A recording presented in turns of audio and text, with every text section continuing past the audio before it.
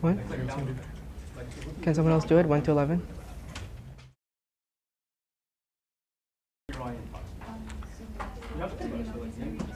I can do it if you want me to. I can do it if you want me to.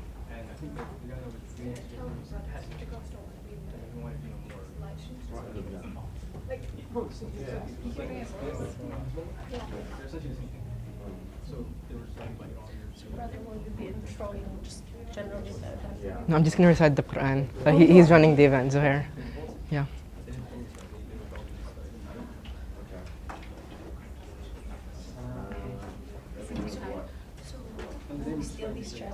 Yeah. Yes. Yes. Can you just do the transition after? Well, let me go get my phone.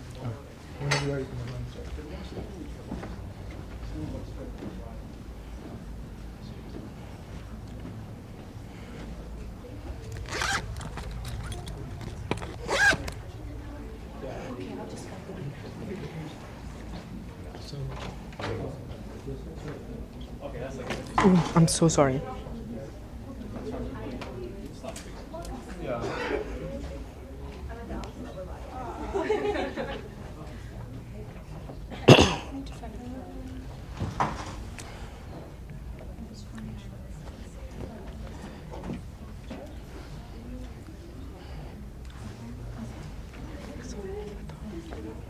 Okay. We'll be starting with the recitation of the Quran, inshallah. Do you have an extension cord? Extension cord? Zuhair, do we have an extension cord?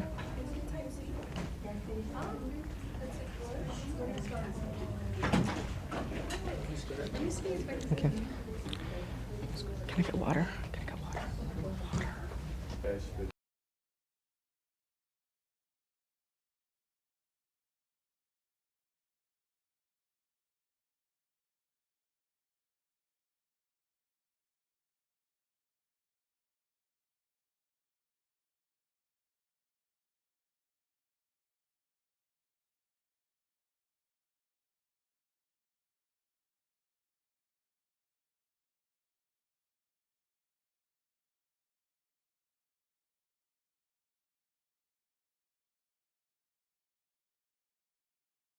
الشيطان الرجيم بسم الله الرحمن الرحيم ألف لام ميم أحسب الناس أن يتركوا أن يقولوا آمنا وهم لا يفتنون ولقد فتنا الذين من قبلهم فليعلمن الله الذين صدقوا وليعلمن الكاذبين أم حسب الذين يعملون السيئات أن يسبقونا ساء ما يحكمون من كان يرجو لقاء الله فإن أجل الله لآت وهو السميع العليم ومن جاهد فإنما يجاهد لنفسه إن الله لغني عن العالمين والذين آمنوا وعملوا الصالحات لنكفرن عنهم سيئاتهم ولنجزينهم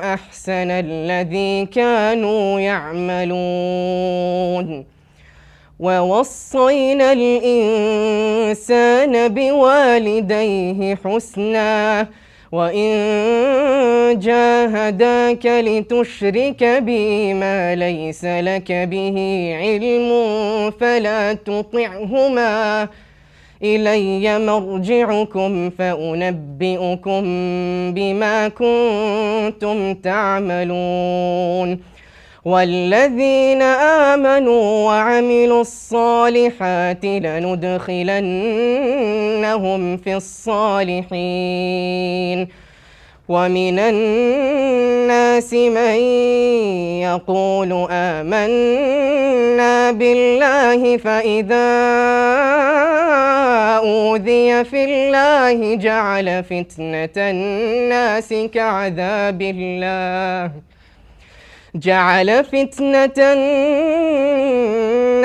كعذاب الله ولئن جاء نصر من ربك ليقولن إنا كنا معكم أوليس الله بأعلم بما في صدور العالمين وليعلمن الله الذين آمنوا وليعلمن المنافقين.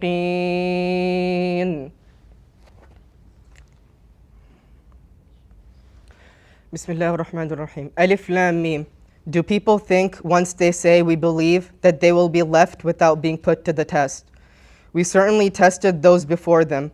And in this way, Allah will clearly distinguish between those who are truthful and those who are liars. Or do the evildoers simply think that they will escape us? How wrong is their judgment? Whoever hopes for the meeting with Allah, let them know that Allah's appointed time is sure to come. He is the all-hearing, all-knowing. And whoever strives in Allah's cause only does so for their own good. Surely Allah is not in need of any of His creation.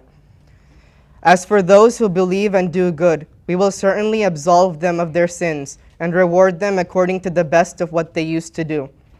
We have commanded people to honor their parents, but if they urge you to associate with me what you have no knowledge of, then do not obey them. To me you will all return, and then I will inform you of what you used to do.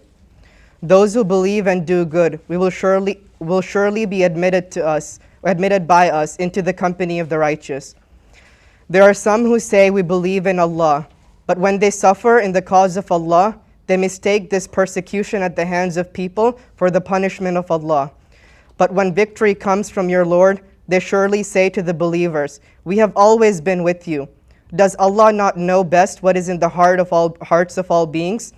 Allah will certainly distinguish between those who have sure faith and the hypocrites.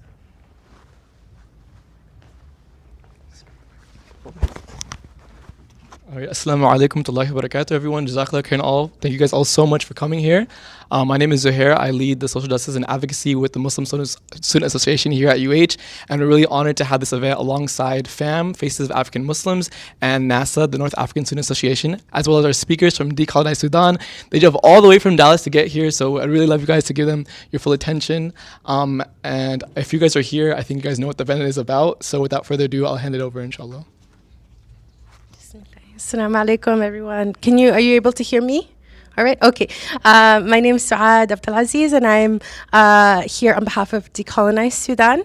Decolonize Sudan is a human rights advocacy and education collective led and operated by Sudanese American Muslim women, and we operate from a standpoint of anti-imperialism and advocate and organize, advocate and also educate organizers within the diaspora and those in solidarity with Sudan on strategies around Sudan and also political context. So part of that is we do these talks all over the nation, but we also, and please excuse me, I'm a little bit out of breath. We drove here from Dallas, and Mawadda did most of the driving through the treacherous storm. So we had to slow down a little bit. So really appreciate the MSA and all of the hosts here for your patience, and the audience for bearing through this and staying put and having patience through this, because there will be a lot of information in this workshop, and also a lot of triggering information. So we appreciate both your patience and your care and your attention to these really important matters. So a lot of what we'll say, especially in the political context portions, will kind of fly by. So please feel free, if there's anything you have questions on, to write it down, or to just keep it in mind for the end portion, because we'll have an extended Q&A where we can discuss and answer your questions and speak more with you all. So in that vein, I would love to introduce my co-facilitators. Decolonize Sudan is made up totally of volunteers. And two such volunteers are these amazing co-facilitators who are advocates and organizers, both based here in Houston and in Dallas. And so I'll let them introduce themselves, and then we'll start off. Okay. Sorry, it's okay. Assalamu alaikum. Alrighty. My name is Mawadda. I'm one of the facilitators today. I have a bachelor's from UNT in international studies with a concentration in international development and humanitarian affairs. I'm a founder of African Muslims of Texas, which is centered on connecting the Muslim diaspora. And I'm also a co-founder of the African Muslim Sadaqah of Dallas, which is focused on providing resources and feeding the unhoused population of Dallas-Fort Worth. And I'm a Sudanese American with my heritage and passion stemming from my parents being from both North and South Sudan. And I'm very excited to be here today. Good evening. My name is Mariam. I'm also Sudanese American from the North and a community organizer here based in Houston with Houston for Collective Liberation and Queers for Palestine. I've been here. I've also studied at U of H with a psychology degree, hoping to come back to get my master's soon, inshallah. And really happy to be here. Thank you all so much for having us. Thank you both for your labor, your energy, and your time in coming here. You both have so much that you do, so this is very much appreciated that you are giving your time to educate folks about what's going on in our country. And at Decolonize Sudan, as the name suggests, we operate from an understanding that colonialism and imperial control persists in the form of neocolonialism. And this system operates in many ways: through resource extraction, through covert military counterinsurgency and counterterrorism operations, through overt military intervention and economic coercion in the form of blockades, sanctions, and strategically leveraged developmental and humanitarian aid, amongst other forms of control. So from this understanding, we inform organizing work and international campaigns around Sudan through education and advocacy.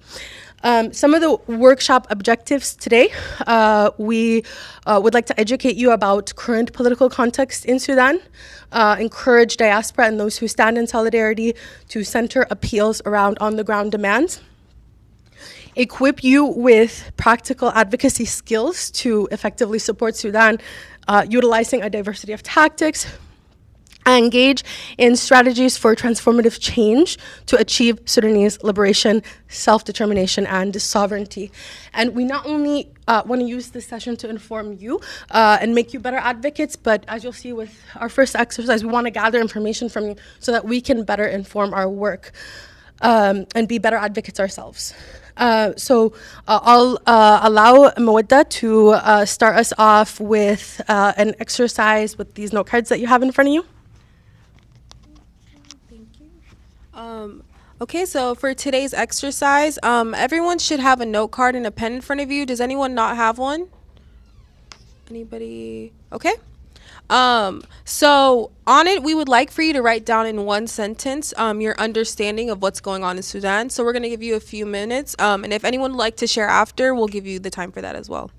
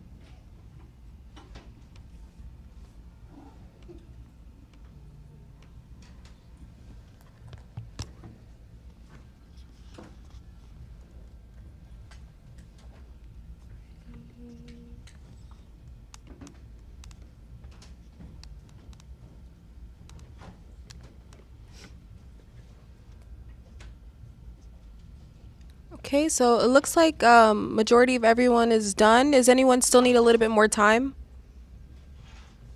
Okay. Would anybody like to share your response? You don't worry about if you're shy or anything if you don't know. It also helps us gauge an understanding of what you guys know. So would anyone like to share?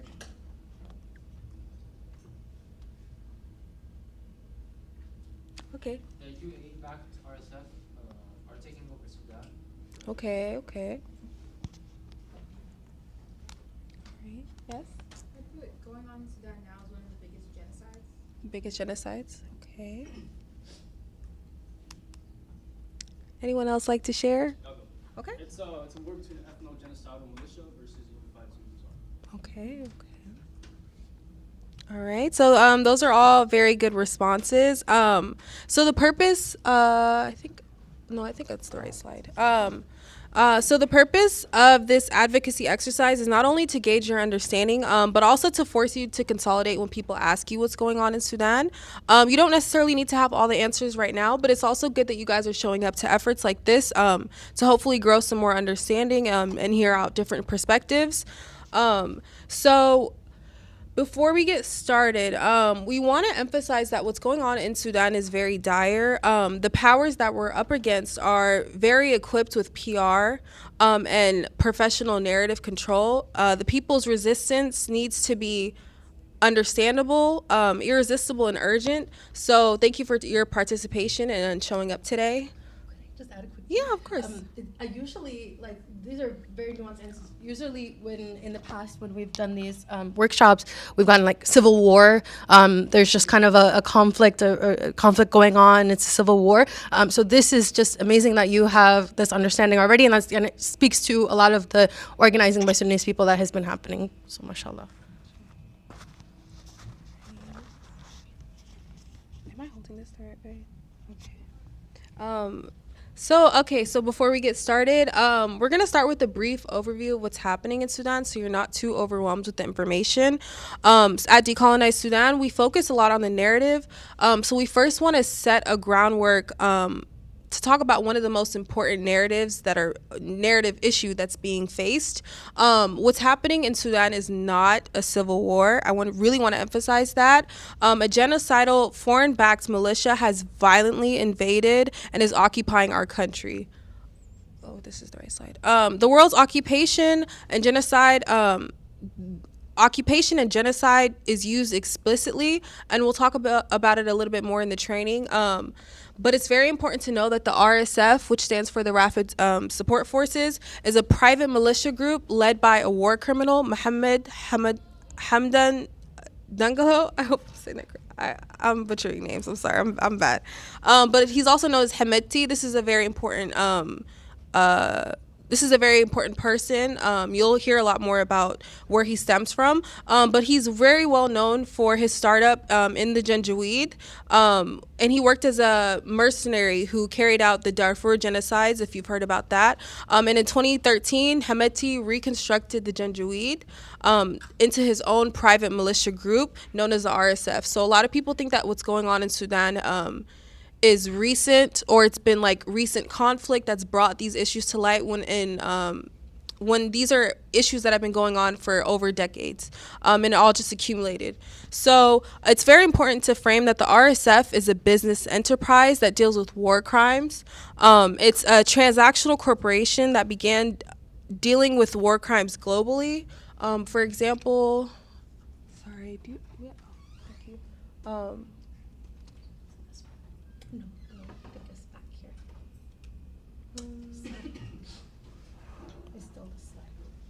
Okay.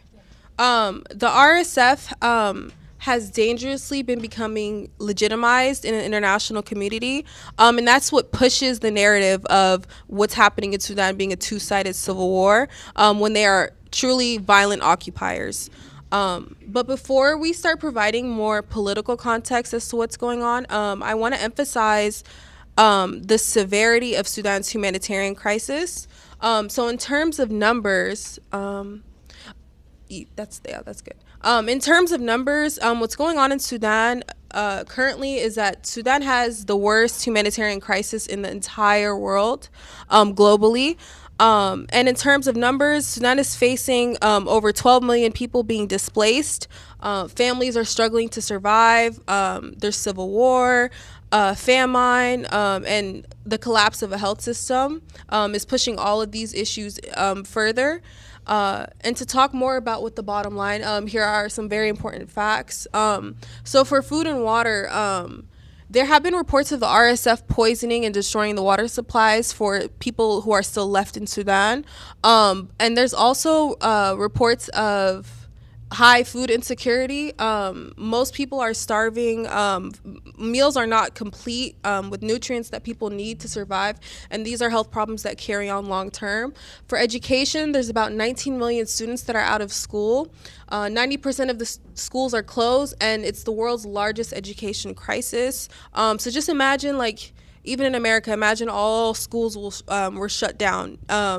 For example, we saw that with COVID. It takes a toll long term on children, students who are in school.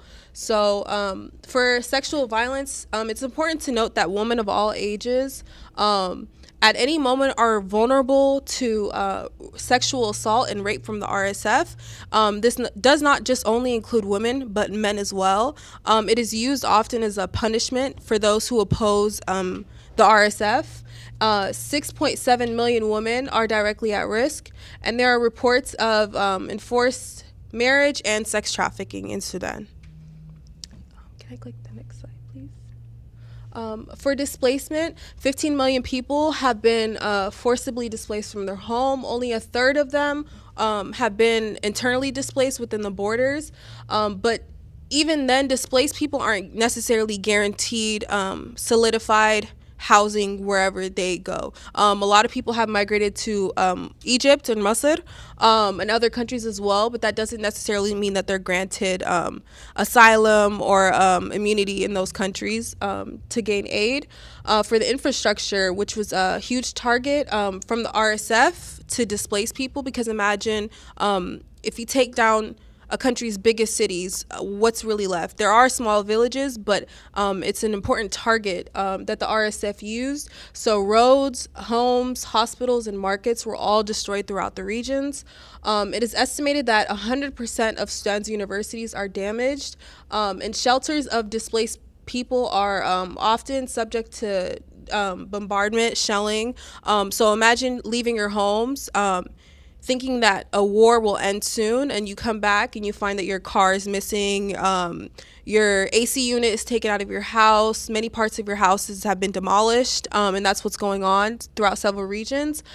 For the medicine, about 80% of Sudan's healthcare system has collapsed, and the World Health Organization has reported that 108 incidents of deliberate attacks on hospitals and staff. Think about it. If you take down people's healthcare system, how are people expected to stay alive and gain the help that they need to get back from being attacked? 41 out of 87 of Khartoum's hospitals are non-functional, and Khartoum is the capital. So imagine the capital having no hospitals that you can go to. So a lot of families will find that they'll go on a walk down the street and you get injured. You don't have a hospital to go to. You don't have medicine that you can receive. So a lot of people have been left to die.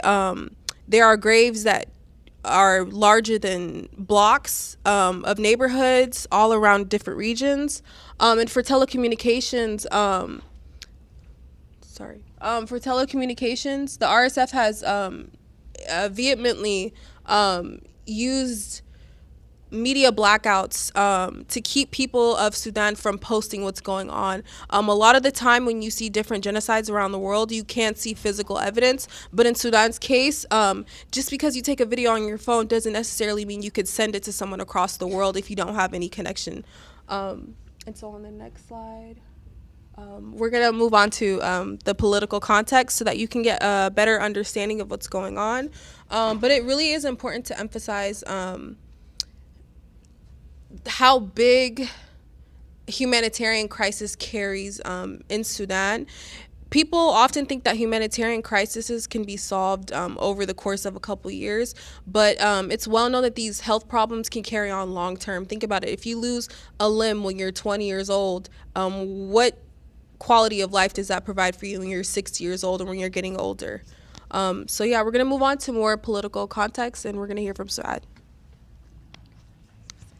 Thank you so much, Mawadda, for bringing in like the human element of what's going on. We often hear these stats and these numbers, and we don't really put like have a complete understanding of why people are calling this the largest humanitarian crisis on earth, because the sheer amount of numbers is just incomprehensible for us. And I would really encourage you to on our website decolonizedsudan.org, we have extensive reports, including the most recent UN report that detail the stories of people that have experienced this, to really put a human face to what is currently happening and what has been happening. And we'll talk a little bit later about most recent devastating developments. But what led us here? So former Sudanese President Omar al-Bashir, and just a exclaimer again, this is a lot of information that we've kind of consolidated into a couple of slides here. So please feel free to write down if you have any questions, or I know it's a lot to catch, and we also have our extended resources on our website as well if you want to catch them later. So the former Sudanese President Omar al-Bashir, who you may have heard of, he was widely disliked by most of the populace, and he sought to coup-proof his regime by establishing a network of loyal militias, and the most notorious of which was the Janjaweed Alliance. So he brought all of these various militias together within an alliance, created the Janjaweed. And what is coup-proofing? Let's break that down. So historically, the most common way that African leaders were overthrown is through military coup. This is particularly prevalent in Sudan's history, and al-Bashir himself got into power through a military coup. So al-Bashir was in fear of this a coup against himself by the military, and so he put together this militia alliance. He also was fearful of resistance to his rule within the western regions of Sudan, who were particularly resistive of al-Bashir's rule. And engaged in armed resistance against al-Bashir's regime. And so when al-Bashir formed the alliance of formerly disconnected regional militias, brought them together, called them the Janjaweed, he did so to strengthen and put resources into the militias in order to protect himself from the military and to suppress and massacre and control those in what he saw as the resistive west of Sudan. And so thus emerging in the early 2000s, the Janjaweed were armed and funded by Bashir's government to crush uprisings in primarily in Darfur, where they carried out mass killings, ethnic cleansings, and war crimes. And sure. Sorry, before she gets to her point, I think there's a big part that I forgot to add. So it's important to know that the RSF is a business enterprise that deals with war crimes. They've been used globally, right? In 2014, they were contracted by Saudi Arabia to massacre Houthis in Yemen. In 2017, they were deployed to the EU, the European Union, as a mercenary border patrol to violently stop migrants who were going into Italy. And also in 2019, they were hired by the former Libyan military commander to aid his military campaign targeting civilians in Libya. So it's very important to know that these groups have carried out crimes throughout time. So it's not like they were just formed out of nowhere. They're specifically trained to violently occupy and to carry out the initiative of whoever pays them, whoever puts them in charge. So yeah, I just forgot to mention that. Thank you, Mawadda. Yeah, that's a really great point that we'll also get to, is that the RSF is a mercenary for pay company. This is a company that Hemeti himself owns and is now a billionaire, one of the richest man in Sudan now, due to his work in creating this militia. Did you have a question? Oh, all right, yeah. And we'll talk a little bit more about that as well. So by empowering the militias within this Janjaweed militia alliance as a parallel force to the national army, Bashir sought to prevent the military from becoming strong enough to overthrow him. And this, of course, backfired. We know the history now. So in 2013, one of the war criminals who came out of the Janjaweed, he started as a child soldier in the Janjaweed and worked his way up the ranks until he was high-ranking within the Janjaweed militia force, was Hemeti, Mohammed Hamdan Dagalo. And he, in 2013, formalized the Janjaweed into, so he recruited many of those within the Janjaweed into his own private militia group that he called the Rapid Support Forces. And as Mawadda mentioned, the RSF is a transnational corporation, and it began dealing in war crimes globally, not just in Sudan. And they were hired as mercenaries in counterinsurgency campaigns throughout North Africa, throughout the Middle East, and Europe. And in 24, as Mawadda mentioned, they had this background of being hired to come in and massacre civilians, whether that be Yemeni, Libyan civilians, or just any civilians that the European Union hired them to kill because they were migrants trying to enter the border of the EU. And so he deployed his militia, the RSF, to act as mercenaries all over these regions, and as a result, he grew his wealth and strengthened his militia. In December of 2018, Sudanese workers took to the streets in mass demonstrations, calling for higher wages, better working conditions, and lowered prices of food staples. And these protests and strikes were led by a trade organization of unions called the Sudanese Professionals Association.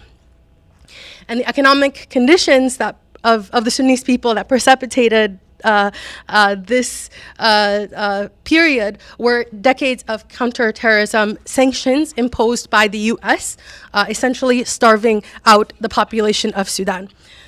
In addition to the mismanagement and corruption under Bashir's regime. So it's important not to silo December 2018 into kind of a singular moment. The Sudanese people have a deep history of protesting the military state. And so there's this history of generational trauma and 30 years of dictatorial violence that people were carrying into this moment. And so in response to the union demonstrations, the president, Omar al-Bashir, utilized the military as well as hiring a group of private mercenaries as his own private security. And that group was the RSF.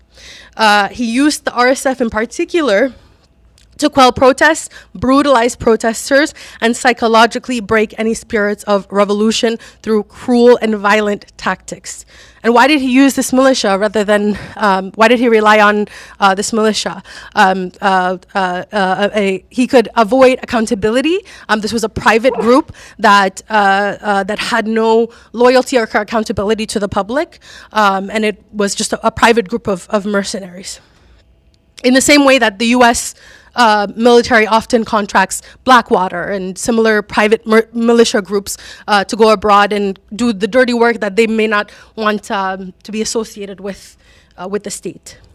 So from February until April, the protest demands shifted from better standard of living to regime change, and the demonstrations expanded into a larger movement that was throughout Sudan, not only in Khartoum and Durman, but throughout and even into Darfur in the west and in the eastern villages like Hazahisa.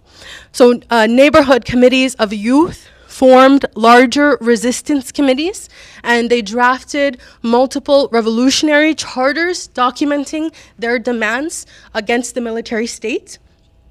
And this is memorialized now, the most famous of which being like the primary revolutionary charter.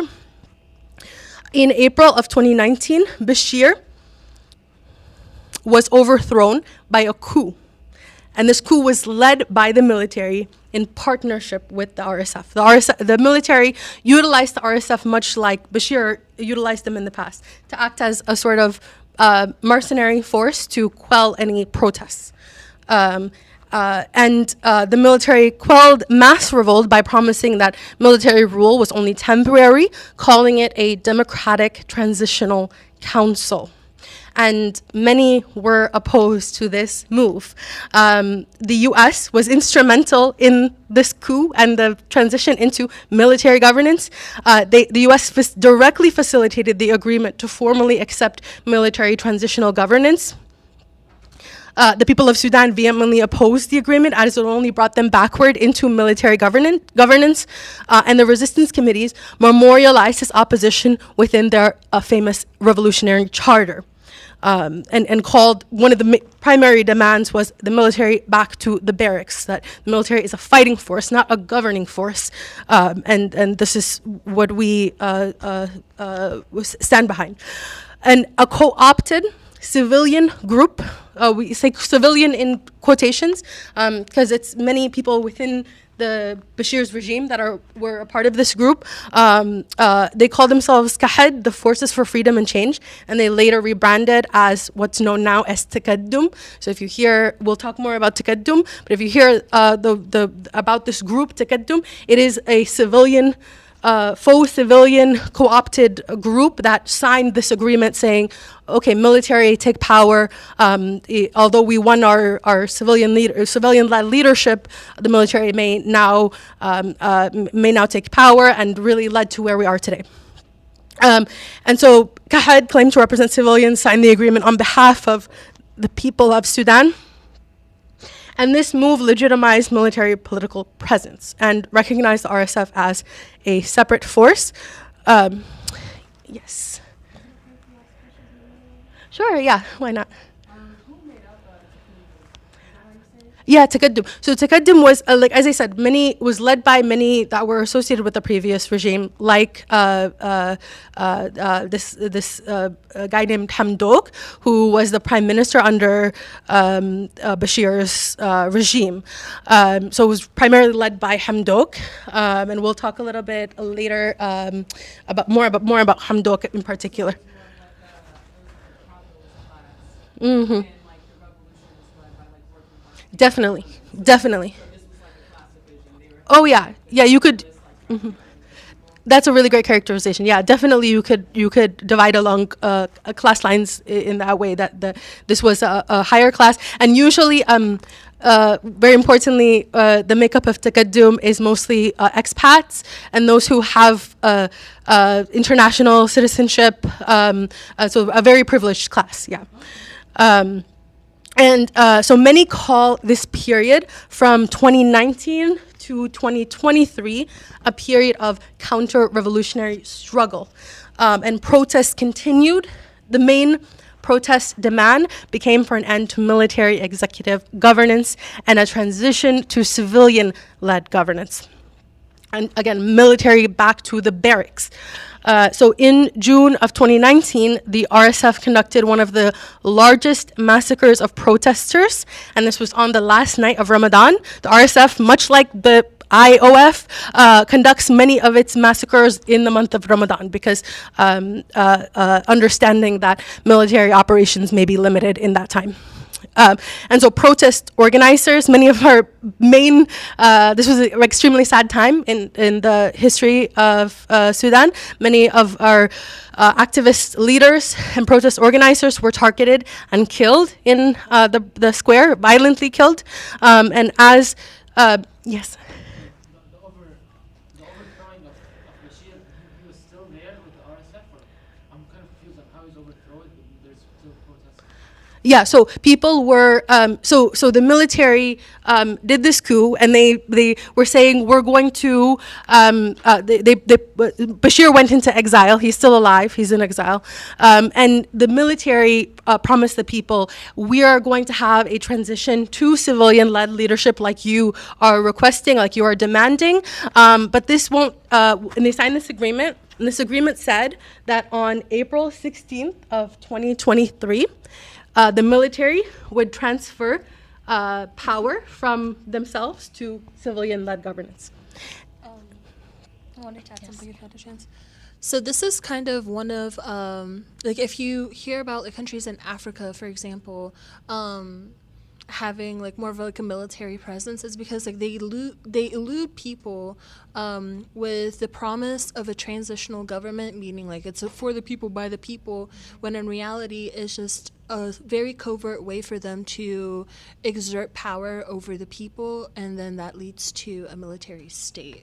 Martial law is kind of one of like the more familiar aspects here that you can like compare what's happening in Sudan, what happened in this period, like in more Western lens, and so that's also something to know if that helps at all. Yeah, that's really great context. Yeah. I also want to add that during this time of martial law, it's also a very primal time in which many resources in Sudan were being traded in other countries. For example, we are going to talk about the ties to the UAE and how resources such as gold were taken out of Sudan. So during this transitionary power, it allowed access for other countries to come in and steal resources as well. Yeah, so 2019 to 2023, the military does this coup, has this promise to transfer leadership. The people aren't buying it. They're still on the streets. Many are afraid, so many have, especially after the the massacres of activists, many people at this time were disappearing, especially young men that were part of the resistance committees. And so there's a lot of fear, but people aren't buying this. They do want civilian-led leadership. And so April 16th, 2023, it's supposed to, the agreement says this is when the military shifts power to civilian-led leadership. The day before, April 15th, 2023, that the democratic transition was to take place, seemingly out of nowhere, the RSF militia took over the country, strategically overtaking all key military bases, invaded the capital, Khartoum, for the first time in Sudan's history. And people were frazzled. I was in this time extremely confused, as were many of my Sudanese comrades. The RSF was made up of only 10,000 soldiers, only 4 short years prior in October of 2019. So how did this fringe private group of thousands overtake an established national military made up of hundreds of thousands to millions of soldiers, complete the largest mass displacement happening today, and occupy a country so strategically within the matter of 1 year, within the matter of months? We now understand that the answer to that is clear external backing. From Hemeti didn't, because I think usually this conflict is spoken about as if Hemeti and the head of the military just got into like a lover's quarrel. They had a fight, they had an argument, and it was a very personal argument. And then Hemeti took over. But Hemeti there's evidence that from 2019 he had been planning this. He had been meeting with Israeli intelligence, with Emirati intelligence, with the American Special Envoy and American military forces. He was obtaining weapons for the RSF. He was placing his fighters within Khartoum and within planning for this takeover. One of the first things that the RSF did was they bombed all of the key land record centers. So they understood, Hemeti understood, that he was going to have his fighters occupy homes, and there would be no records to show whose homes these were. And so, primarily in the beginning, there was ample evidence of Israeli weapons being brought in to the RSF, and now subsequently, the UAE has provided the bulk of the United Arab Emirates has provided the bulk of the RSF's arms and funding. And many nations, including the US and the UK and other African nations such as Kenya, Chad, and Ethiopian leadership, have played a key role in providing diplomatic legitimacy to the RSF. And so we now understand that it wasn't out of nowhere, that the RSF was planning for urban warfare and coordinating with foreign powers as early as 2018 and 2019. They were placing soldiers in Khartoum, buying out the main telecoms agencies to prepare for mass blackouts. We talk about this. We have written a report on telecoms blackouts that will come out shortly, but please, I'll link to how you can follow us to access these reports.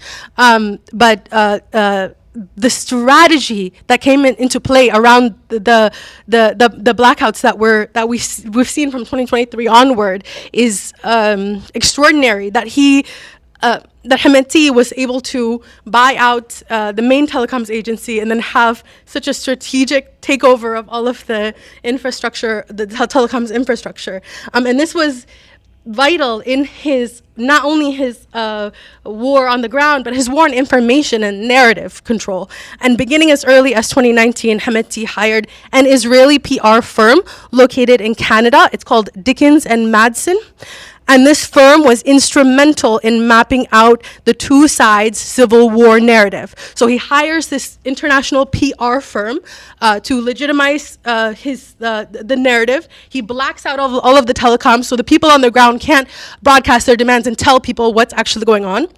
And the RSF went on, of course, to occupy the majority of the country, displace over a third of the population. And this occupation marks the most widespread and violent period in Sudan's history. The RSF massacred entire villages, wiping out family lineages.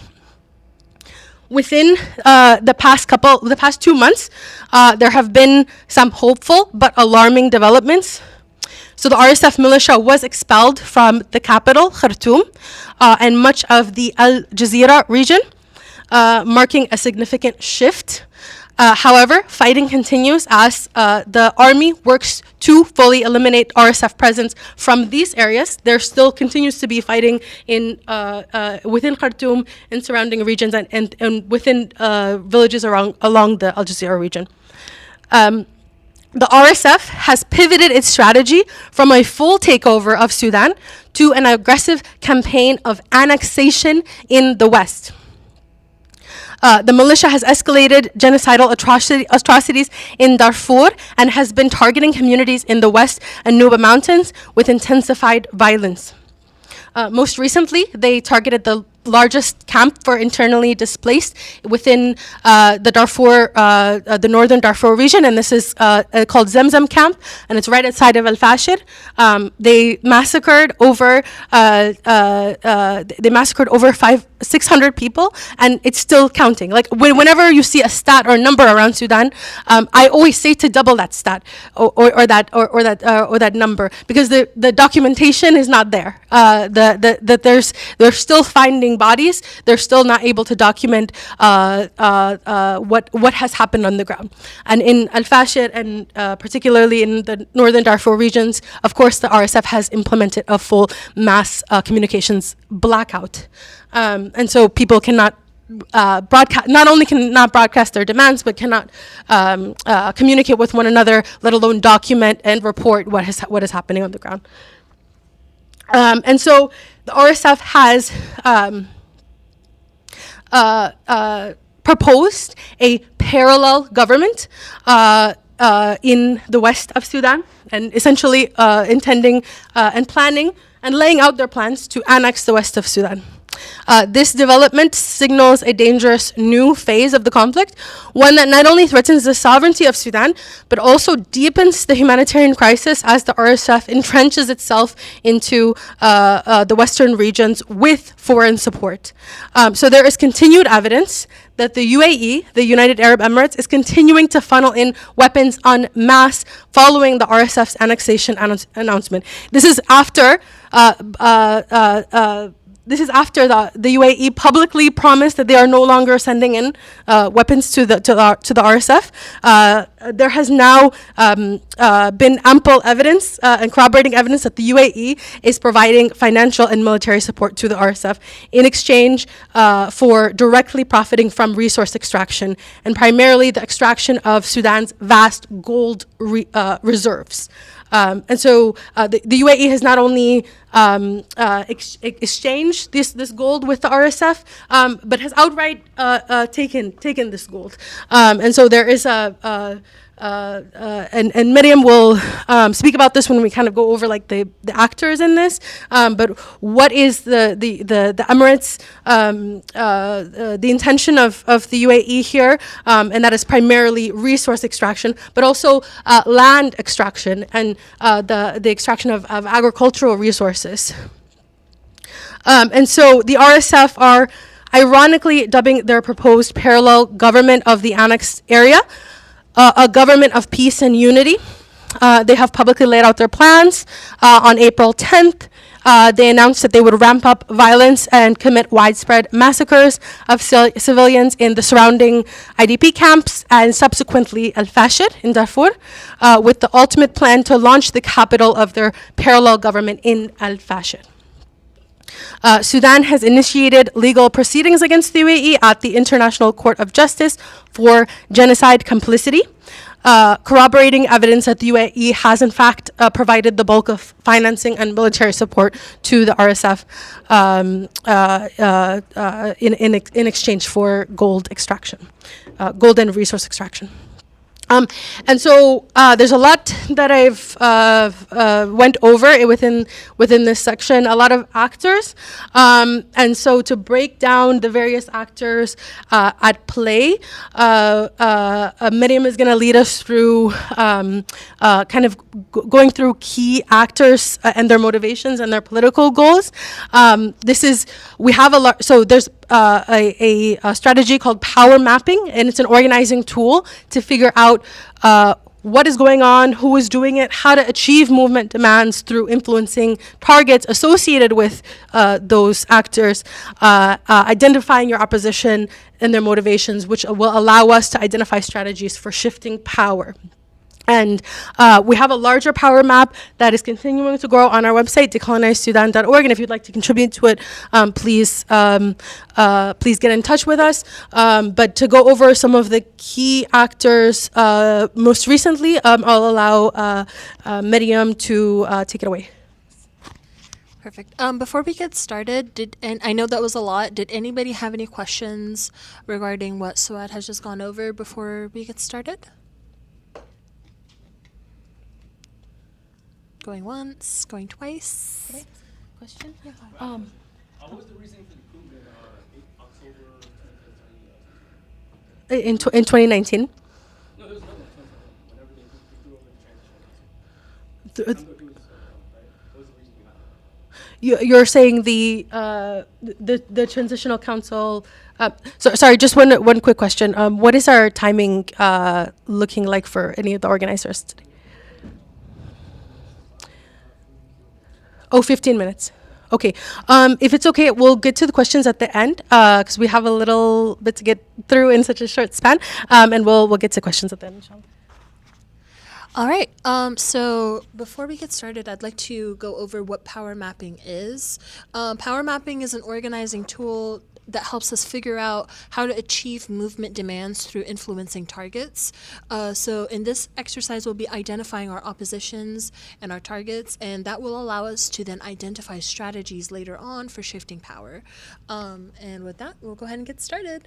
So more often than not, people are asking, who is in charge of, who is really running the show when it comes to what's happening in Sudan, and we're going to go over that in just a second. Here are some prominent actors regarding this genocide. The first one being Mohammed Hamdan Dagalo, or Hemeti, who is the leader of the RSF. As Suad previously mentioned, he is now a billionaire and the richest man in all of Sudan due to the resource extraction that the RSF perpetuates onto Sudan. So for those who don't know, Sudan is rich in oil and gold. Both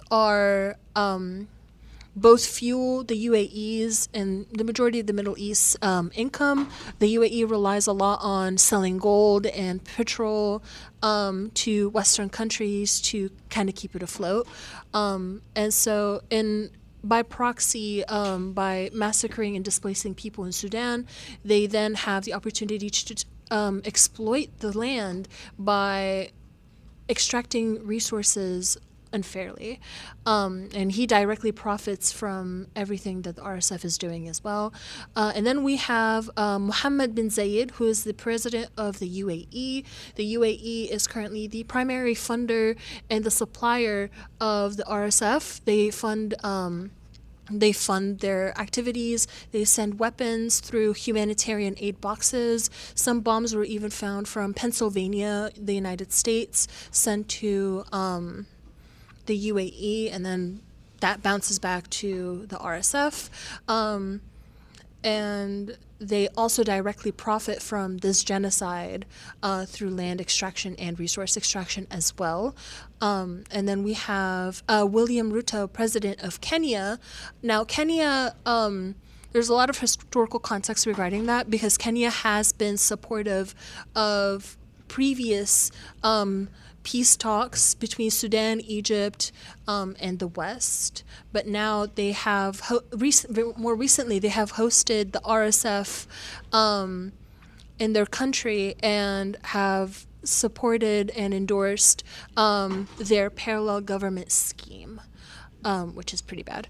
And then we have Eli Cohen, the foreign minister of Israel, there's a lot of questions as to like how is Israel connected to what's happening in Sudan, and in reality it is a lot. They supply the RSF with spyware and technology needed to spy on Sudanese civilians. To this day, anybody speaking out on what's happening in Sudan or speaking out against the RSF are targeted. Reporters and journalists are targeted. Activists are also targeted who are like internally displaced, which contributes to why we're not getting as much media out of Sudan as, you know, like we normally would. And that leads to a lot of misinformation, which then feeds the narrative that they want to push out anyway, which is that what's happening in Sudan is too complicated to understand, or it's just a civil war and it happens all the time in Africa, yada yada, right? Moving on. And then we have Abdullah Hamdok, who is the leader of Taqaddum, which is the democratic faux arm of the RSF. Let's see. Diplomatic, not democratic. Oh, my bad. Diplomatic, not democratic. Like they act as the diplomatic force of the RSF, like going on tours. Right now they're on a U.S. tour promoting peace with the RSF. So, piggybacking off of what Suad has said, Taqaddum is the co-opted civilian group working with the RSF as a civilian force for further legitimacy, and they have links to the United States through neoliberal ties. And then we have al-Bashir, former president of Sudan. We hate that guy. And, you know, he was one of the most corrupt dictators that we have had in Sudan. And he had come into power through a military coup as well. I believe Suad has covered this in political context, but it's just worth noting. He now lives in exile, and he created the Janjaweed, which is now known as the RSF, and then later brought them on to stick them on protesters in 2019 and further on. Then we have Abdel Fattah al-Burhan, leader of the SAF, or the Sudanese Armed Forces. They also, although they are liberating Khartoum, their purposes are far more sinister, meaning that they do want to stay in power. They have no intention of bringing about a transitional government or any form of democracy for the Sudanese people, which defeats our demands of self-sovereignty and self-determination. They want to stay in power for as long as they can, which is a covert way of saying that they plan on just taking over the whole country and via coup. Just notably, like, why are people celebrating when the army comes in to and calling it liberation of their cities? Because the Sudanese army is the only armed force against the RSF. There is no other armed force to face against the foreign-backed force that is actively violently occupying our land and massacring our people. And so that is the kind of like tortured place that many Sudanese people are in, is that this is the only armed force to stand behind against the RSF. And that's why many Sudanese civilians that spent their whole lives protesting and organizing against the army in 2023 joined the army themselves in order to protect their mothers, their wives, their children from the RSF. Thank you, Suad. Moving on to Mohammed Dabi, the leader of Chad. Now Chad, specifically with this leader, they have military coordination with the RSF.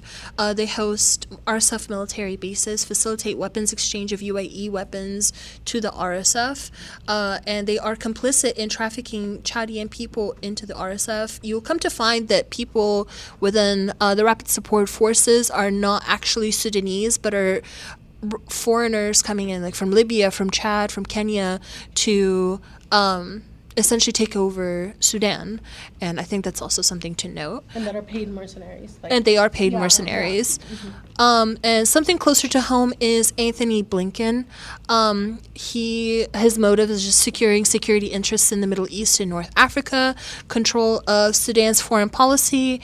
He sanctioned both sides rather than targeted sanctions on the RSF, and notably did not sanction or call out UAE partners, nor nor did he advocate for a UAE arms embargo. His motivation in particular is just control of foreign policy. And one example is, blackmailing Sudan with lifting sanctions in exchange for forced normalization with Israel. Way back when, a long time ago, when I believe it was in the 2000s. It's 2019. It was 2019. Sudan has had a fervent stance on never supporting Israel ever. And in 2019, Taqaddum signed an agreement between Israel and Sudan in the name of the people to normalize relations with them that way. And the U.S. facilitated this. Yes. agreement. Current Secretary of State Marco Rubio weaponized Sudan against Palestine. The word genocide has been, he said the word genocide has been misappropriated, when in reality there is real genocide in Sudan. He says this rather to delegitimize what's happening in Palestine, which is also another terrible genocide that's currently going on as we speak. The most involved the U.S. was in Sudan was their position on the Darfur genocide in 2003. There were many federal efforts centered around Darfur and saving Sudanese women. And not only U.S. State Department officials, but also American public figures like George Clooney popped up as white saviors lobbying for UN intervention in Darfur. This was while the U.S. was actively starving out Sudanese people via sanctions, including Sudanese people in Darfur and the West through their terrorism sanctions on the country. Let's see. And here's a picture of Sudanese women organizing against the sanctions that was placed on them in the early 2000s. People in the diaspora in the West will notice, like back post 9/11, Sudan was on the list of terrorist countries listed by the FBI alongside Egypt, Palestine, Iraq, Syria, and so on and so forth. And now that we have talked about, who are the main actors of this genocide, and before I move on, does anybody have any questions? Yes? No? Cool. So now we get to talk about unifying demands. So the questions to ask, like, what are the political goals and demands of the Sudanese people? They are vast and differing. Some want democracy modeled off of Western democracies, and many want Islamic governance. So there are differing Sudanese perspectives around as to whether the military should be totally disbanded and reconstructed or reformed, and how do we obtain and build up civilian rule with the RSF still at large, and which civilians, and do we even want to pursue that during or after the conflict? And how would we do this, given that there is no way to obtain true representative governance with most of the population displaced, and elections would not be representative of the masses as a result. However, there are a core set of unifying demands, and one of them is RSF, which means total and permanent withdrawal of the genocidal militia occupying our country. Second one would be representative governance.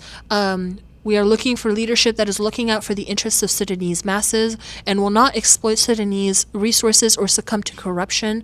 We need leadership that will build strong infrastructure, send the military back to their barracks, and bring about self-determination and sovereignty to the Sudanese people and its land once more. So as an advocate for Sudan, you have a very important duty. You are entrusted with an amana. The demands you make and the strategies you deploy could make the difference between our movements being sparked or compromised. And here's some rules for... Given the importance of our duty here and our advocacy, we must ensure that we're asking for the right interventions. So here's some questions that we can ask ourselves, in our daily lives. Defining power. Do you know your privilege and understand your position within the power structure? So, for example, we are in the belly of the beast, so we have a lot more privilege than those in the global south currently, simply because of the resources that we have here, not because of Our identity. Yeah. So the kinds of demands we make must be more critical to ensure that they are reflecting those less proximate to power. This is especially crucial considering the deliberate lack of access to internet and telecommunications tools in Sudan, making it nearly impossible for everyday people to document the abuses and broadcast demands. So, like Suad said, this is all on purpose to silence the Sudanese people, and what we should do is uplift their voices as much as we can. Debate power, are we having a public conversation about power, or are you legitimizing and doing a performance? So be bold in your platforms and seek transformative change.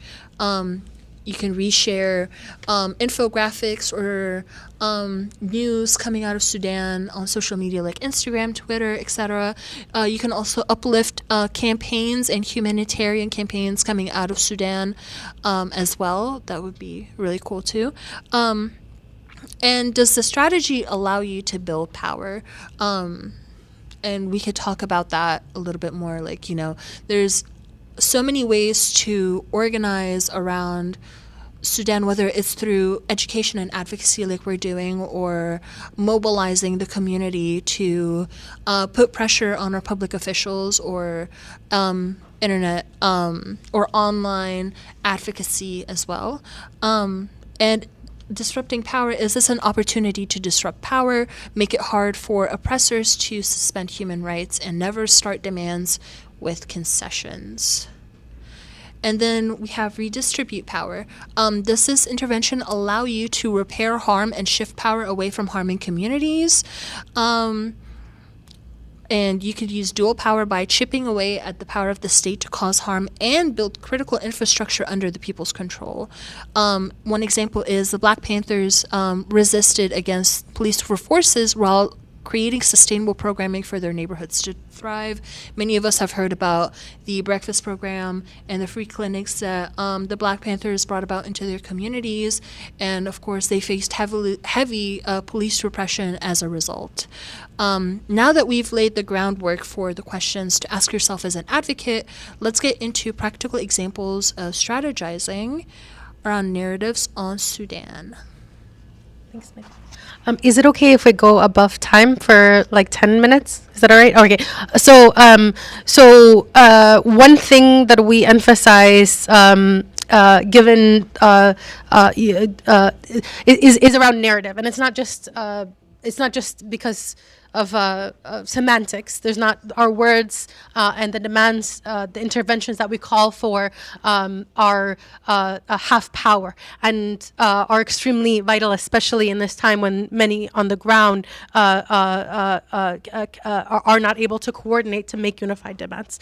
And so, one example of what happens in Sudan when demands are perhaps not strategically coordinated is within the 2019 revolution that many here in the American diaspora called the main demand within the protest, the solidarity protests with the Sudanese revolution was Bashir to ICC. This was the central demand. And that demand focused on an individual rather than on an institution. Therefore, it was not a call for transformative change. And we have to also recognize that this is a demand for foreign intervention, for other states to step in and arrest our president at the time, which is okay. We can acknowledge that that's what we want, but without any demands for vision or vision for the process of succession, of what would happen after that. And this, of course, created a power vacuum that external entities backing both our military and the RSF at the time easily jumped into to destabilize. And so as a actively colonized nation, we must be extremely critical of those kinds of power vacuums. So some common examples of kind of strategic appeals that we at Decolonize Sudan urge a shift in are one social media is it okay if I take this? Okay. So one social media campaign is around Eyes on Sudan. That's just one of the main hashtags around Sudan. I believe it is still a prevalent hashtag around Sudan, but it is ambiguous and it doesn't present any demands or narrative context. It only calls for awareness. An alternative appeal is Hands Off Sudan, with the clear goal of fighting against foreign meddling, the main element keeping the occupation and genocide of our people alive today.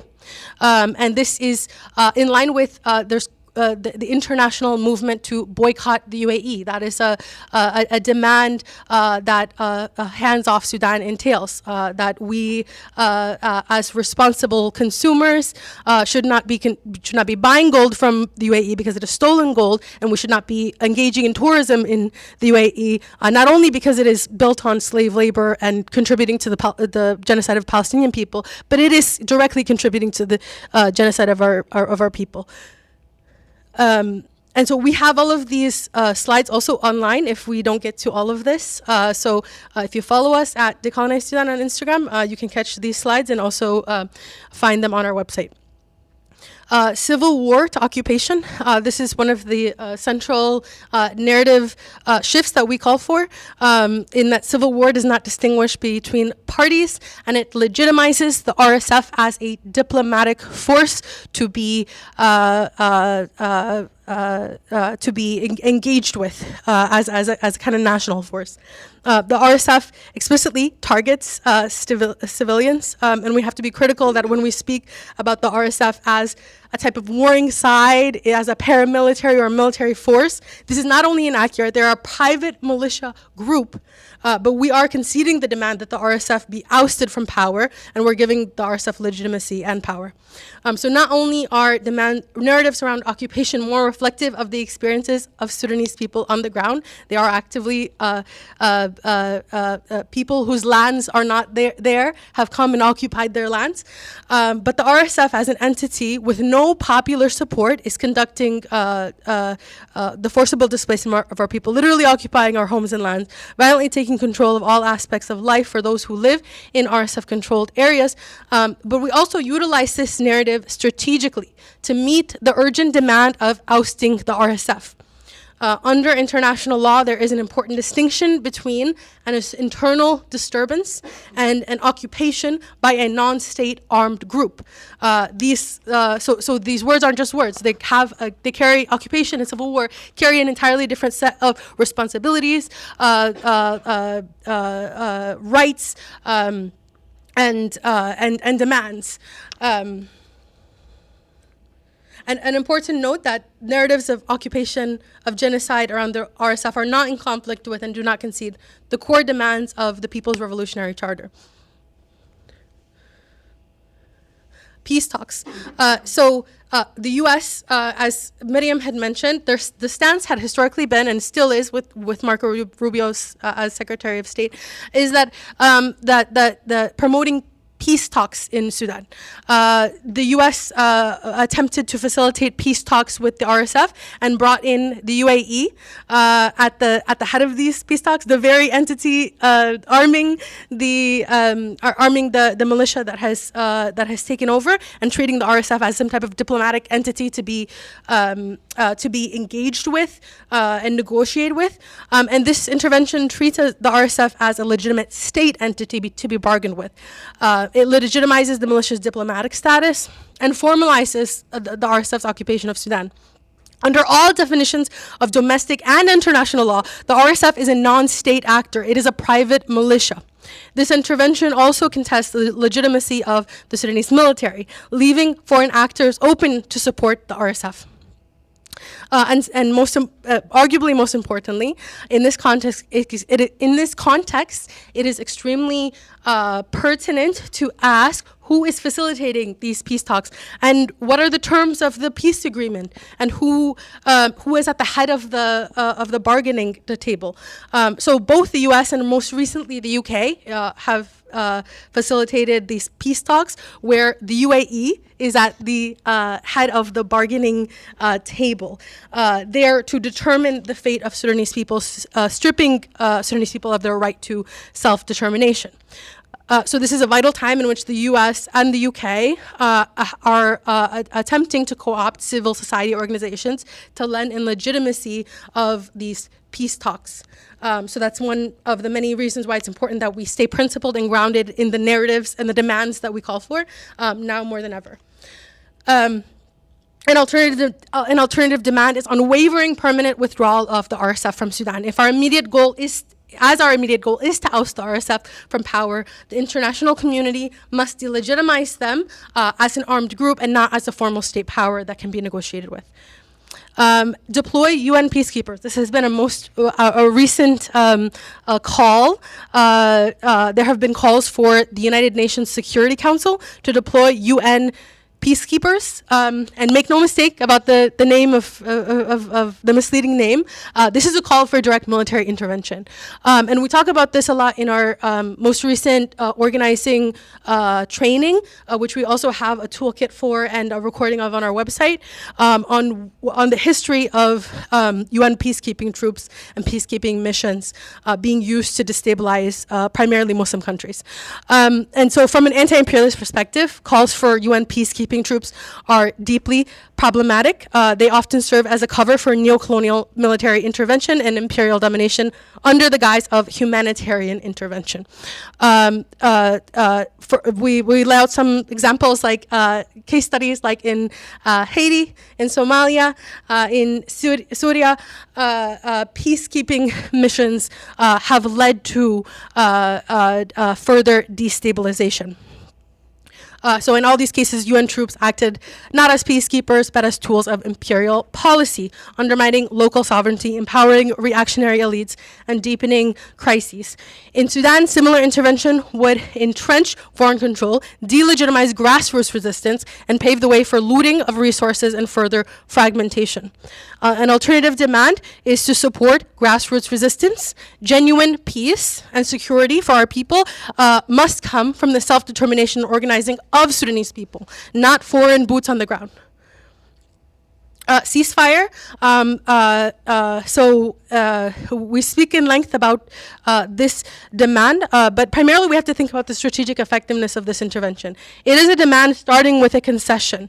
And even if that concession were to be met, it would not solve the underlying problem, would not ease the suffering of Sudanese people on a long-term nor a short-term basis. The RSF has entered into every ceasefire agreement that the RSF has entered into, it has violated. If that demand were to be met and the RSF, along with the military, stopped aerial and ground combat, which the RSF would never do because they derive their power directly from violence, purely from violence, the RSF would continue to occupy the land, continue to terrorize civilians, and the majority of the population would remain displaced. An alternative demand is an arms embargo, and this isn't a theoretical demand. There is an active bill for an arms embargo in both the House and Senate for the U.S. to withhold weapons to the UAE, a contingent upon their ceasing of funding and arming the RSF militia. There are Congress people currently calling for this and have introduced a bill.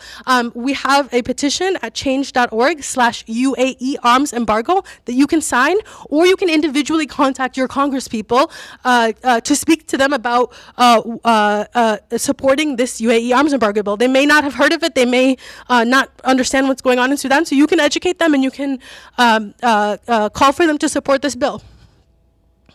Let in humanitarian aid. So this has been a seemingly benevolent demand pushed by both the UAE and the U.S. State Department. And the UAE, there is now ample evidence that the UAE has used humanitarian routes and humanitarian, what are they called, storage and shipping to bring in their weapons directly to the RSF. As investigative journalists have pointed out, routes that the U.S.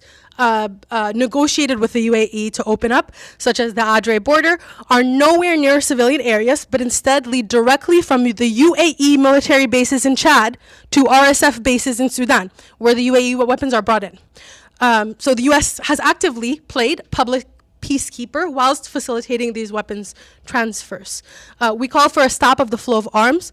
What we need is not conditional aid that has been strategically leveraged to further entrench Sudan into destabilization. We need a stop to the foreign meddling that keeps the RSF militia able to continue to occupy our land and massacre our people. Humanitarian aid from settler colonial states is a band-aid solution that at best can create an economy of reliance and a indebtedness, and at worst can actually hinder the transformative change that we seek in our material conditions.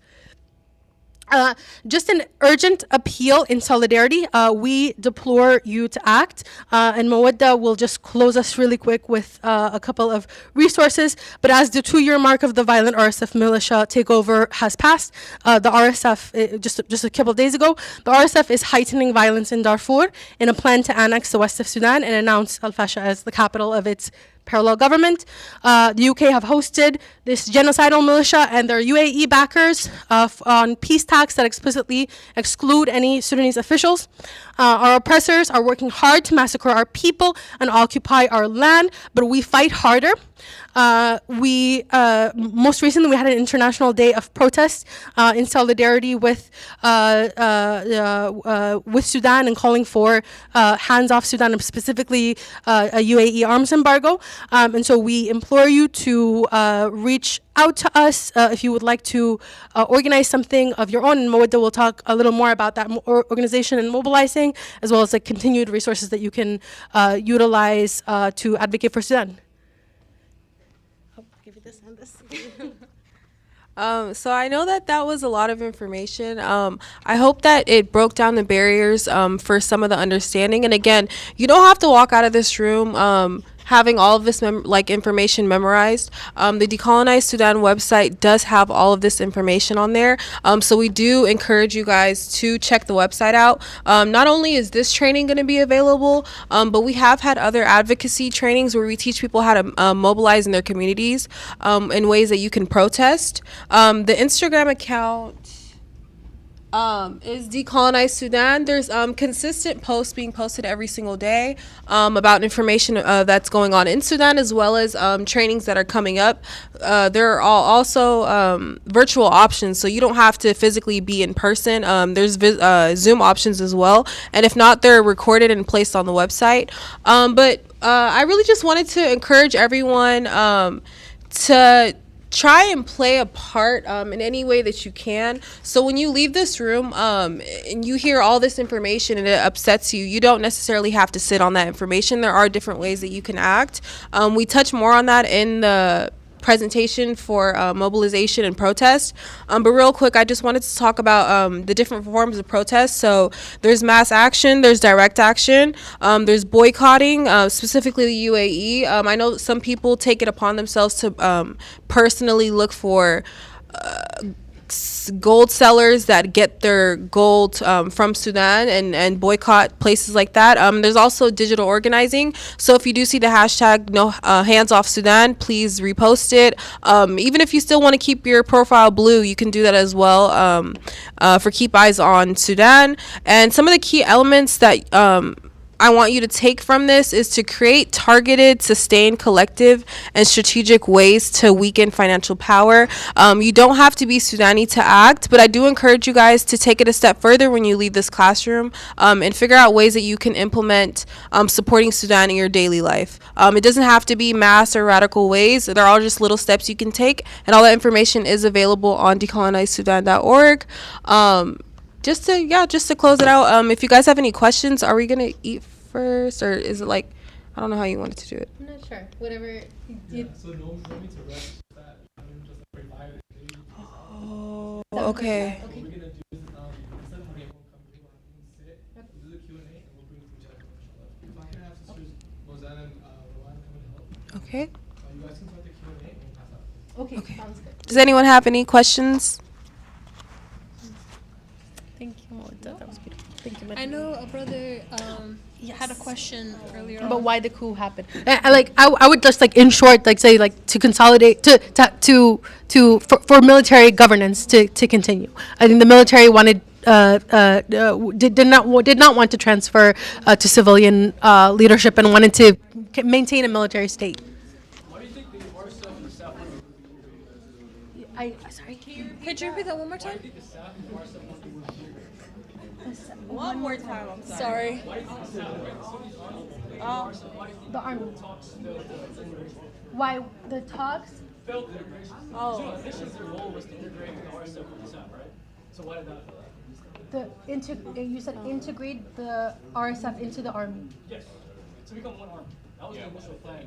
Hemeti and Yeah, to consolidate the RSF. I mean, the Hemeti. There's like evidence now, like journalistic evidence that Hemeti had been meeting with all of these foreign intelligence and PR companies. So he had been planning his takeover. He wasn't going to consolidate into to be part of the army. He had always been intending and planning on taking over the country. Thank you so much, sister. Any other questions? Oh, did you have one? All right, go ahead. Y'all mentioned the U.S. as one of the governments that Nixon was meeting with. However, y'all are also mentioning the Congress members and the U.S. trying to pass this bill and do all these different things. What does the Sudanese community think of the contradictions in that, relying on the U.S. when they are notorious traitors and normalizers? Totally. Yeah. I mean, I would say so. The Congress people are in the minority. They're two very fringe Congress people. I think one is named Sarah Jacobs, and she usually has. I think she's also been calling for an arms embargo of Israel. So they're fringe Congress people.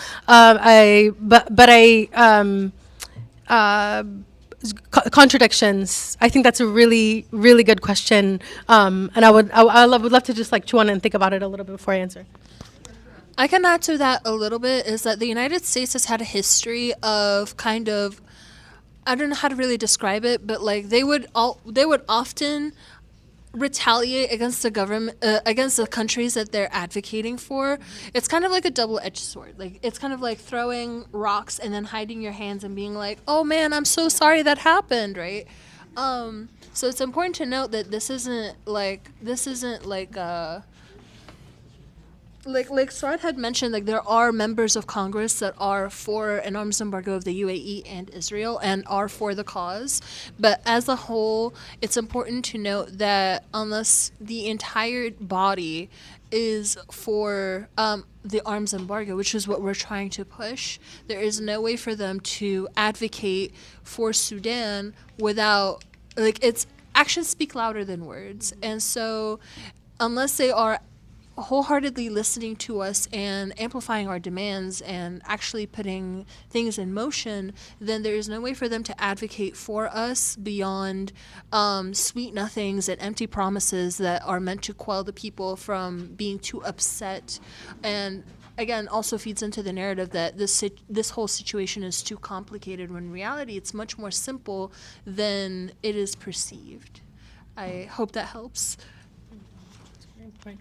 I would say just the emphasis on international parties, and in particular the U.S. What we should be, when we're calling for the U.S. to intervene, that intervention should be extremely limited to pressuring their direct major defense partner, the UAE, because they're directly they've recently named the UAE as their major defense partner, so they have a direct military alliance with the UAE. So one phone call from the leadership of the U.S. Saying, undeniably we will cut ties if you do not stop funding this militia, could end this in a matter of months. It really is that simple. That the U.S. has extreme power and sway with the UAE, and so to the extent that there is any power or that there is any ties with the arms provider, leveraging that power, and not calling for any direct intervention, we do not want the U.S. to facilitate peace talks within our country. That is not something that Sudanese people en masse have ever called for, to come in and kind of have this diplomatic role of peacemaking. But this has been the U.S.'s role historically, whilst also undeniably oppressing and repressing the people of Sudan. Like Mariam had mentioned, they were calling on an end to the Darfur genocide, whilst actively starving Sudanese people in Darfur for decades. This was happening, and people in Darfur were like, "We want, if you're going to call for anything, we want you to end these sanctions that are starving us." And this was like, so that this idea of like care of Sudanese people is only is very strategically like weaponized whenever it is convenient. And currently, Marco Rubio, the current Secretary of State, is weaponizing it explicitly to weaponizing it against Palestine, saying that we care for Sudanese people. There's a genocide happening in Sudan, and why aren't Muslim people speaking out?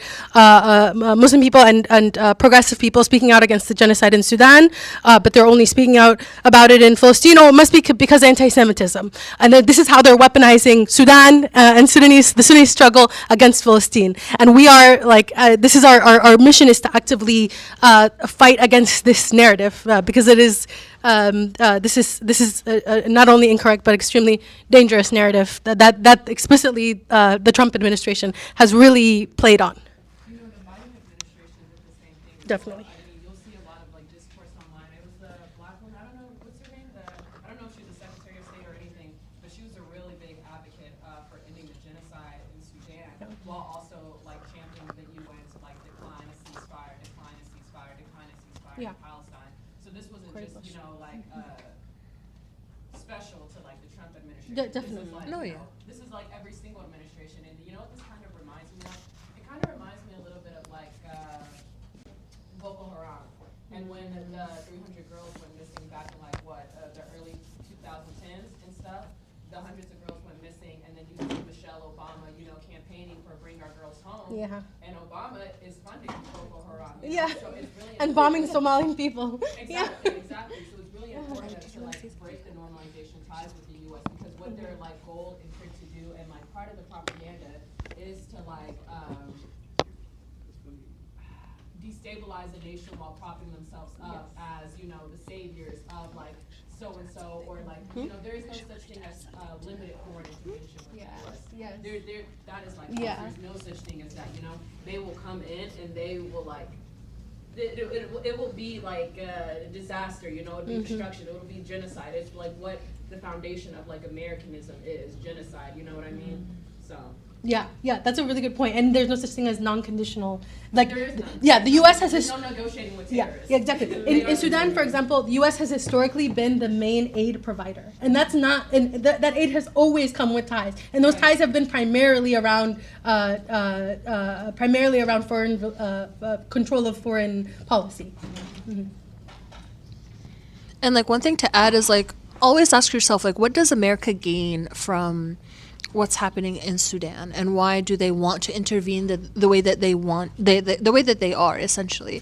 And it's important to remember that Sudan is also very close to one of their biggest trade lines that they have, and so through military intervention, they can establish their own governance in Sudan to further exploit resources and land for their own gains. It's always like a matter of like how much can we take from people? How much can we take from countries and its people for our own selfish gains? Keep in mind that although America portrays itself as like a really powerful empire, it's actually in like huge depths with like multiple countries, and so it stands to benefit from exploitation just as much as pushing for peace talks where no Sudanese people are represented in the first place. Go ahead. It's like the geopolitical dominance, you know, like where Sudan says. I mean, you see it in like you really see the geopolitical dominance play out when you think of like AFRICOM and where they are trying to like displace Palestinians too. You know, they're talking a lot about Somalia. Where does Somalia sit? Right next to the Red Sea. What do they want the Yemenis to do? Stop bombing, you know, Israel. Exactly. So this is like very strategic like work that they are like trying to do. And yeah. That's a really good point. Yeah, that's a really good point. Yeah. D- One last question. So, what evidence do you have of Chad's support the RSF? Or like actually providing direct supply routes from Honduras to, you know, like fashion, for example? Yeah, so one report that we cite on our we both said it on our website within the Polyad reading list, and also on our Instagram, is a report on the UAE bases in Chad, and the direct connection between the UAE bases and RSF controlled bases in Sudan. So there are those reports. Within the recent ICJ case against the UAE, the International Court of Justice case that Sudan has brought against the UAE for genocide complicity, they have also cited evidence of Chadian complicity of weapons transfers with the UAE and the RSF. Any other questions before we close out? So yeah. Go ahead. So other than educating the students about the genocide, do you guys have like fundraising donations to displaced people in Sudan and like Egypt, other countries? So on the Decolonize Sudan website, there are a lot of resources for. Should I go to the next? This one? Okay, this one. There's a launch good specifically for women in Darfur. No, go ahead. You're good. LaunchGood rejected our. They let us know that they're not operating. We're not able to operate a fundraiser in Sudan currently. I don't know why this is. I think probably because of the red list stuff, OFAC stuff currently happening with the U.S. and Sudan. But we long story short, we switched it to chuft.org. And on both our website and our Instagram, we linked the Chuft campaign. So we have an extensive list of fundraisers that you can contribute to on our website within that Polyad resource. But we are particularly pushing this fundraiser currently. This is a fundraiser for Darfur Action, Darfur Women Network, because it is a fundraiser for one of the only current humanitarian groups operating in Al Fashir in Darfur currently. They have had many of their staff members killed to relocate them from Zamzam IDP camp to Al Fashir. They're running community kitchens in Al Fashir currently, and running emergency response rooms, medical treatment and care for those especially who have been displaced from Zamzam camp and are currently being actively attacked in Al Fashir. So this is the most urgent campaign that we are pushing because there is an urgency because the RSF is currently massacring the people of Al Fashir and surrounding IDP camps. And this is particularly troubling because what they did just days ago in Zamzam is just, I can't put it into words how atrocious it is. These are people who are multiple times internally displaced, who have come to Zamzam, who are already starving, and they came in and they burned the camp, and they killed over 600 people, and they displaced the majority of the camp. This is atrocious what they've done. I really cannot, I cannot put into words what's happened within the past couple of days. It's just one of the worst things, and I don't see it getting a lot of attention, unfortunately. And so this particular campaign is in support of one of the only humanitarian groups currently operating in Al Fashir. So I would very urgently tell you to promote that, just to contribute whatever you can, and boost this campaign, because this is extremely vital humanitarian care that's needed. And I would encourage you also to look more into the stories of the people that have been massacred, because it is we can talk about it theoretically, but the stories are will kill you. I mean, these stories are they kill everyone, and they massacre they massacre the father, and then but they massacre the child and the mother, and then they have the father watch while they'll do sexual assault, and then massacre everyone. It's and then burn the entire house. But they burn people alive. This has happened within the past couple of days, and it seems that nothing is being done actively about it. So really troubling what the RSF is getting away with. So the war in Darfur has been an ongoing war. Yeah, exactly. And Definitely, yes, and the Janjaweed forces is that force of militia alliance that Bashir had started has now transformed into what is now the RSF, and Hemeti has now single-handedly incorporated this militia group into a corporation that he, his brother, and his family directly profit from. Again, they are the richest people currently in Sudan because of this. I mean, it's disgusting what's happened. It's directly a massacre and destabilization only for profit, for no other viable reason but personal profit. I have a question in terms of like the boys. So you mentioned earlier that they have recruited a lot of like child soldiers, and we see that strategy a lot in the DRC. But their way of recruitment is through sexual violence of the mothers, kidnapping the children, and like drugging them. I'm like wondering, there's always an after. There's always an after war, and like how are we going to rebuild? Have y'all been thinking about like the after? Like what do we do with our like child soldiers who have been committing crimes in the name of the RSF? Like, what do we do with our children then who, committed these crimes as children, and hopefully when they come out of this, they are still, these are still children at the end of the day. So, like, what is the after thoughts about that? Oh, that's a really good question. Honestly, I have not. That's a really good question that I have not thought about. There's like this. All of this militarization of children is like extremely damaging. Yeah, I've really not thought about this, but Especially when it's kind of like when they say like kids people are who they are because of what they learn as children, and so when you take away the element of education, they only know what they learn through the militia and through these different groups. And so I feel like it definitely is like an afterthought. Like, it's something I haven't even given any thought to, because it's kind of like over the hill, if that logic. That's a really good question. You always gotta think of the after though, because Yeah. it's soon, you know what I mean? Inshallah. Yeah. God willing. Inshallah, yeah. And of Especially, oh, sorry. Oh, go ahead. I was going to say, especially if we're asking for talks at the table for peace talks, and talks about what's going to happen to Sudan after it receives some aid. And so I feel like that's a very important question to ask as well. And like, of course, and of course, like, we all wonder like what's going to happen, after the genocide is over. And of course, the main thing is probably rebuilding infrastructures that are necessary to sustain human life. Of course, counseling is a part of that. I think anybody who has suffered through that much trauma deserves to have like mental support just as much as physical support. And I think that would be one of the main contributors to rebuilding our homeland. So I hope that would probably answer the question. Like, of course, like, the answer is we don't know. It's a lot to think about, and we don't know the answer to that yet. But it's always good to hope for a future that we can build hand in hand together. Inshallah. I believe you had a question in the back.